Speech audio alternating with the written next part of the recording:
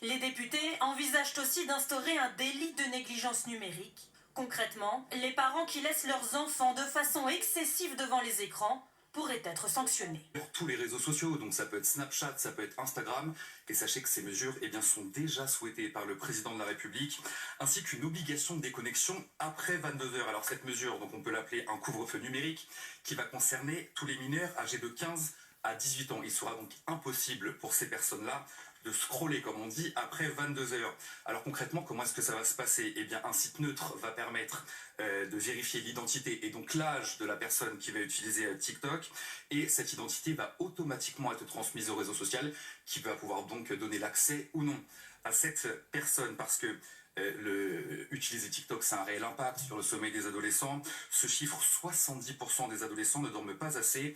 C'est ce que révèle le ministère de la Santé. Alors sur ce réseau social, pour ceux qui l'utilisent, vous le savez, on a de nombreuses vidéos très choquantes, des vidéos de suicide, des vidéos de mutilation, qui peuvent donc, Romain, donner de très mauvaises idées, malheureusement, à ces adolescents qui visionnent donc ces vidéos. Et ce rapport, il emploie des mots extrêmement forts. Par exemple, TikTok comme une fabrique du mal-être, ou encore poison lent. Alors, certains veulent aller encore plus loin, et d'ailleurs interdire TikTok à tous les mineurs, donc à toutes les personnes âgées de moins de 18 ans, et cette mesure, elle pourrait voir le jour en 2028. Enfin, ce chiffre, vous avez aujourd'hui plus de 20 millions de Français qui utilisent TikTok au quotidien. Ce rapport, il fait 300 pages et il a été adopté à l'unanimité.